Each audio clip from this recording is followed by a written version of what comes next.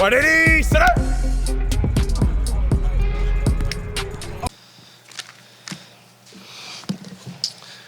Had a really good day yesterday. Not as good today. I didn't think.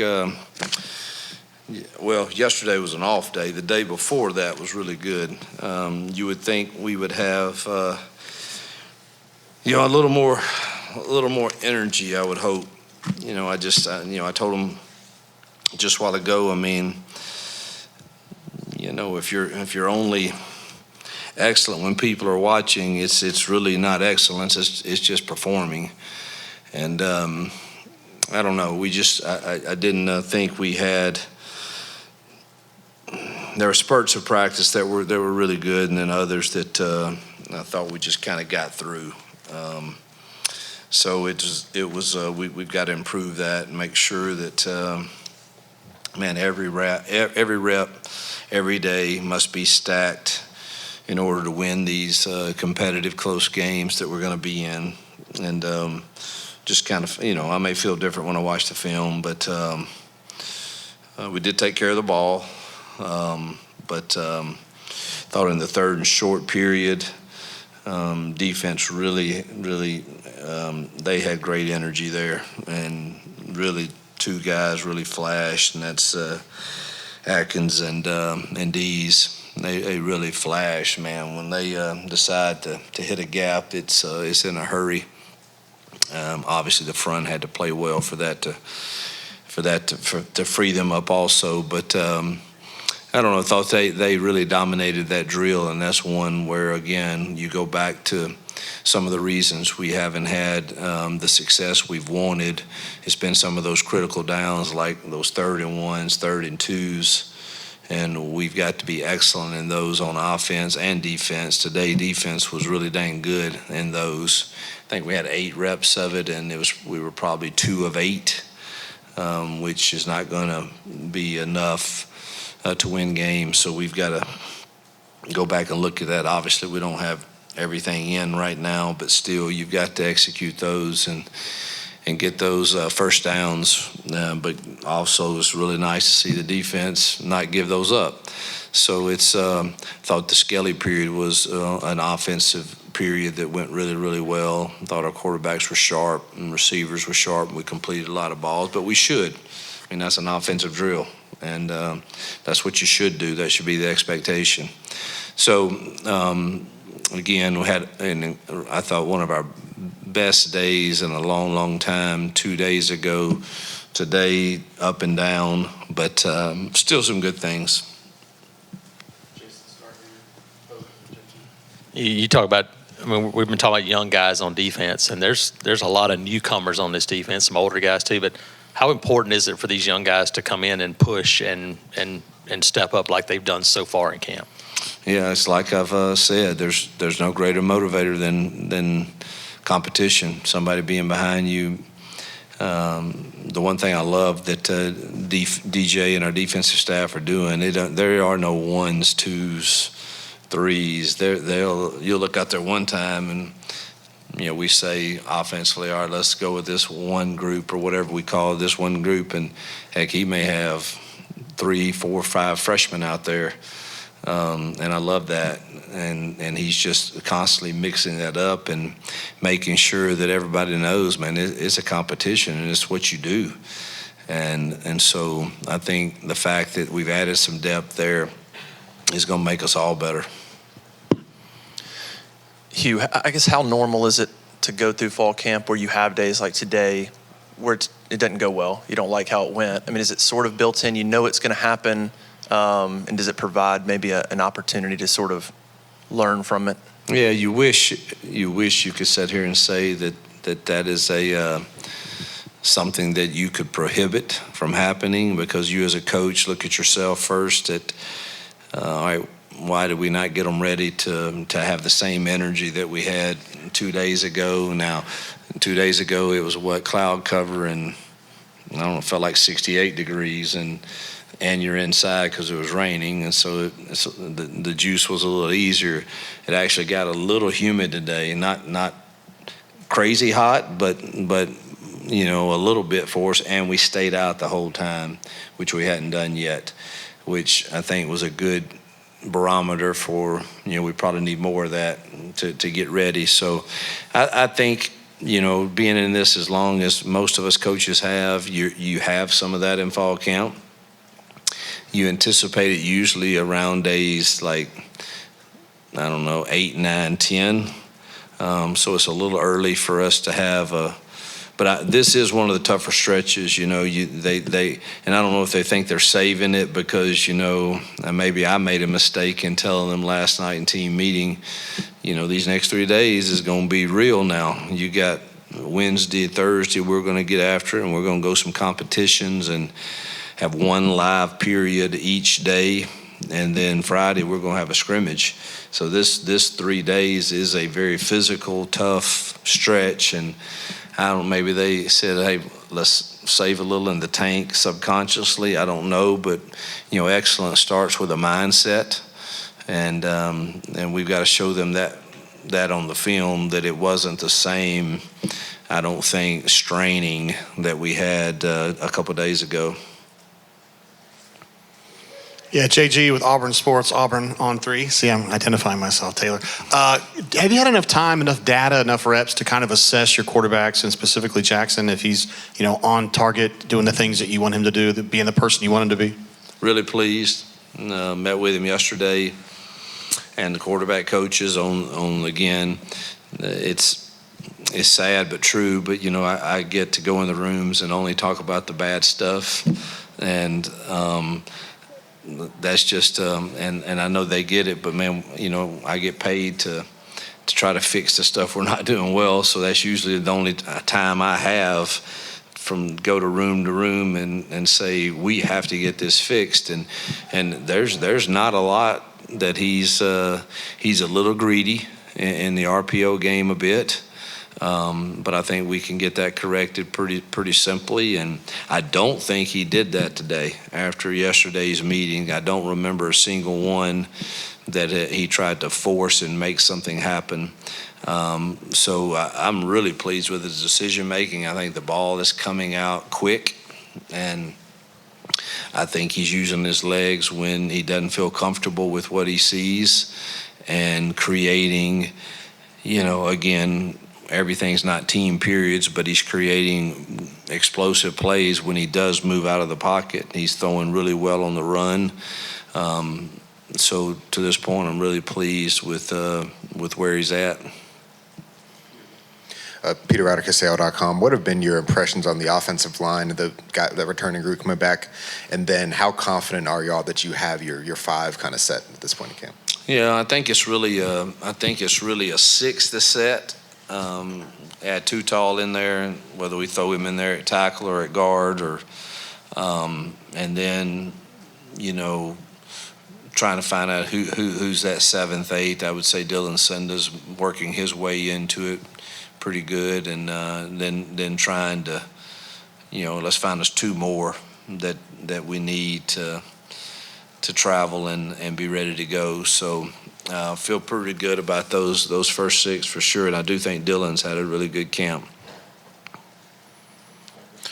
Dan Peck, ESPN 106.7 in Auburn. You had a lot of first-year players last year. Is there anyone who's really impressed you with the leap they've taken since the end of last year, with the taste of college football they got compared to now?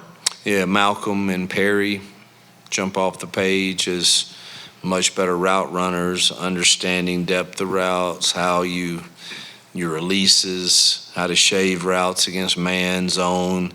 I think both of them have improved themselves well there. Defensively, Amaris Williams is starting to kind of understand, last year he's just used to being so athletic coming out of high school. He was just going to kind of, I think I want to rush outside this time, but no, you can't do that in this call. And so I would say he's starting to understand it and get it better also. Robert Woodyard is doing some good things also. Heck, I'm sure I'm forgetting somebody. Not talking about the new guys, obviously, just the ones we had, but Jay Crawford is Man, he had a solid year last year, but continues to flash in one-on-ones at playing the ball and with good technique and not so handsy as he was last year. So there's been several of those guys that I think D. Wade's improved a lot, just moving him inside and letting him stay there too. Nathan King, Auburn undercover. How has Alex been progressing? Is he at the point right now where you guys want him to be for the season? Today and yesterday, he was automatic, didn't miss a kick. Again, you're still monitoring his health. It's not he's not kicking it well. It's just we want to maintain his weight and do whatever we can to support him and his doctors in doing that. Whether that means he needs to set out 2 days, or we'll do whatever it is to try to make sure he's ready to go, because he's really pretty automatic. I will say Towns kicked it really well today too. We were in team drives today and had a 52-yarder, and Towns put it right down the middle, and so that was good to see. Justin Ferguson, Auburn Observer. Hugh, we haven't talked a ton about the tight ends, but just what have you seen from that group? It seems that Preston's a guy that is seeing a little bit more in practice when we're out there. Preston's coming on, made another really nice catch today. Believe strongly in Frazier, obviously. I think those two guys, along with Tate in our big sets, Tate's adding great value in those. So I think those three guys, we need to keep them healthy. Ryan G has flashed as a freshman to be able to do some things for us. He's a little dinged right now and was not at practice today with a bruised shoulder, but the bulk's going to be laid on Preston and Frazier and Tate in certain packages. You 2 years ago, the wide receiver position didn't look so hot, and you've gone from there to where you are now with the talent and the depth you have now. Could you just talk about that journey, so to speak? That obviously was a priority, and just how you managed to get to this point from where you were. Yeah, this sounds. I don't mean for this to sound egotistical in any way. But it's truth. I've been at 4 different universities, and at all 4 we've been able to have 10 win seasons or more at every one of them.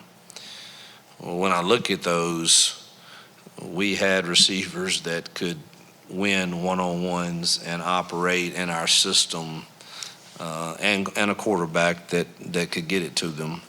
And that, if you look back at those seasons, that was a huge part of it.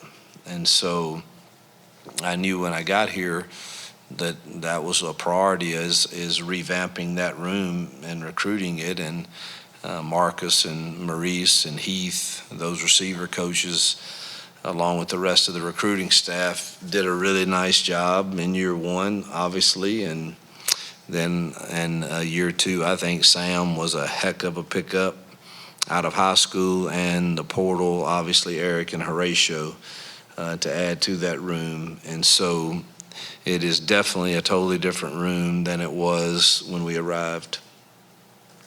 Thus, the expectations are higher. Adam Cole with the Montgomery Advertiser. You talked last week about the offensive line and that, up to maybe 6 of them are NFL caliber guys. Just kind of on a similar note to the wide receiver question, just what does that say about the roster building that you guys have done, and also maybe the role Jake Thornton's had in just kind of developing that unit? Yeah, Jake and Hiller and Cam Stutz, who are our O-line staff, it takes a lot, and our personnel staff. Aaron Pittard, who's the everybody in that personnel room is kind of assigned to a position, and he's assigned to the evaluation of those guys, whether portal or now we've just hired another guy from the NFL to help us that we just named director of scouting of college scouting, that can help us also. But I think those guys have done a really nice job of evaluating and continuing to develop the ones we have. So it speaks a lot. I feel like we've got our best offensive line that we've had since we've been here, and it's got to show. We've got to find a way for those guys to protect and run the football. But the optimism is you feel like they have the ability to do that. Now we've got to get it out of them. Caleb Jones, AuburnSports.com. Hugh, how's the health of this team? Are there any guys coming back from injury, or and any new ones we popped got up? it's camp. We got a lot of guys in yellow jerseys and guys that are not able to practice today, but you hope they're back in 2 weeks.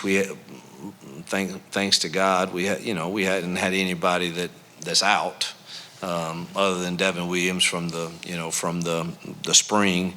But everybody else to this point would be expected to go. But there is a list of yellow jerseys out there right now, or a few guys that we had to hold out, and hopefully Jeremiah Cobb. They released him today to be out of a yellow jersey, and he had a couple flashes of good runs, but hope to get all those yellow jerseys off, in a week's time, and hopefully lose nobody else before then. You, Brian Matthews, Auburn Sports. Two-parter here. What is it about Dylan Cinda that he's improved to allow him to push up that depth chart? And then secondly, what are the parameters of your scrimmage? Will it be Friday night, Jordan Hare, ones versus ones? Sort of run us through that. I think Dylan's deal really probably was the off season with Coach Dom. I think he looks quicker. His first step looks quicker. His strength looks better, and he's just kind of worked his way into that role, which it goes back to. There's just not been many old linemen that just walk into this league and play. You have the freaks like I've seen before with Laramie Tunsil and Michael Orr and Greg Little and some of those guys, but usually those offensive linemen take a year or two or three, and Dylan's just working his way into that, and he's smart, and he's able to play both guard and center, and so I think that elevates his value in that. So, but I really think it's the off season with Coach Dom that got him stronger and a little quicker. The second question was scrimmage. We'll try to get 30 plays with the ones, 30 plays with the twos, and probably about 20 with the threes. Hope we get some heat and then get to experience that, but probably won't push it. And then some special team work, but won't push it much past that probably in scrimmage one, just based off the fact that we've gone Wednesday, Thursday. We're doing some good competitions. Today we're doing red zone lockout tomorrow, which will be a live period, and then try to hold that scrimmage down to about 30 plays per ones, twos, and probably 20 with the threes. But saying that, most coaches, that 30 becomes 35, 40. But Dom's pretty good at that. Coach has 30. That's what we said. So he'll be in my ear.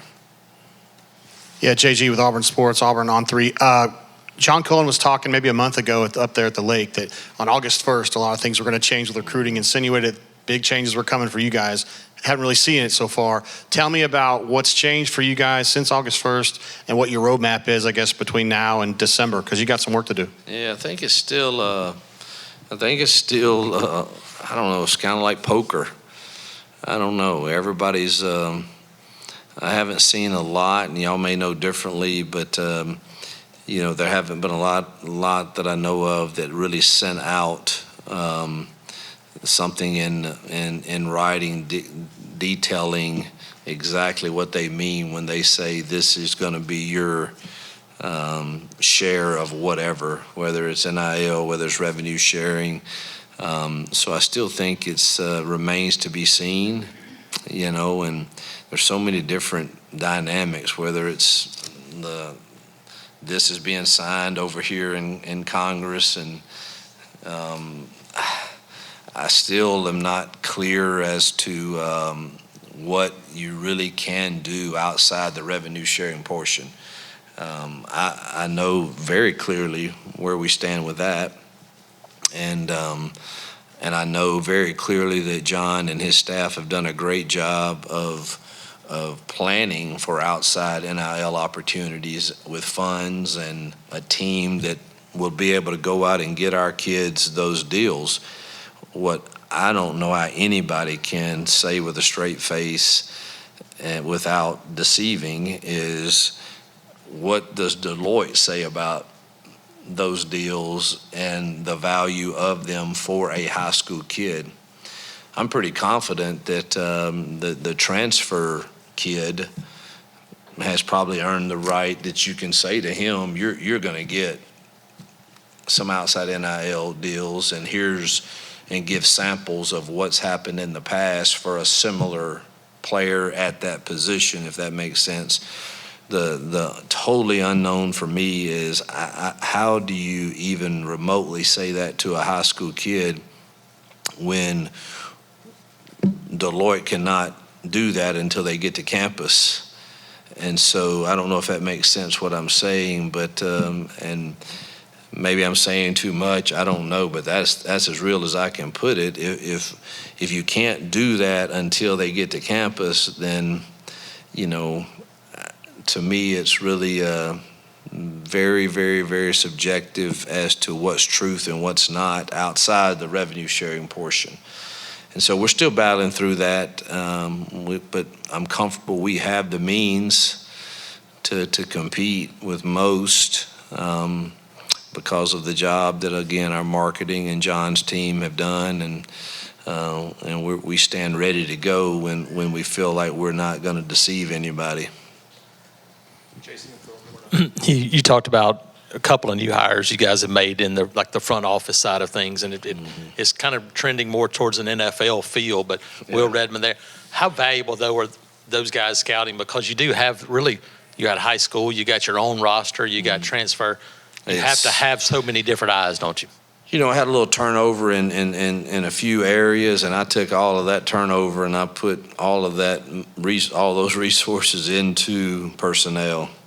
Was able to get Javon Hubbard, who was the director of player personnel at Arkansas, who was that for me at Liberty, who I'm very comfortable with, to assist with Will here, and then to get Rex out of the NFL. To assist us in that also, along with the other guys we already have that I really think do a nice job. So we've strengthened that portion of it, because I just think evaluations are going to be huge, and not just on the. I'm of the belief that if it is just revenue sharing, I don't know that you're truthfully going to be able to totally. 85 are not going to be able to get all of that, and so you're still going to have to evaluate some of those. Man, who are those others that we need to get that we see great potential in? That 6'6", 235-pound tight end that we think can be a tackle in time. I think there's a lot of that goes into this, and so we've tried to beef up that area in the building, and feel good about those guys that we've brought on. Hugh, can you just talk about Deron and giving him a scholarship and kind of what led to that, what he did to earn that? Yeah, Cameron. Cameron, I'm sorry. Man, it's first, let me say that's always so exciting and also hurt some. Because if you look at it, when we as a staff, there are really 4 guys that are so deserving. And we had 2 spots, and as you know, we already put Thompson on, and I hope you know that. We put Thompson on a week ago, and then had one more spot, and it was a struggle, but when you factored in all of the dynamics of need and how he's performed, and again the others have too. And I did meet with those others before, and that's not the easiest, but I believe in being up front. And you wish you could do it for all of those, but there's no question Cameron earned it. It was much needed for he and his family, for him to continue to go to school, and that plays a factor in it also. And excited, you can see the excitement in the players because they think the world of him. All right, thank you, Coach. Yep. Thanks, Steve.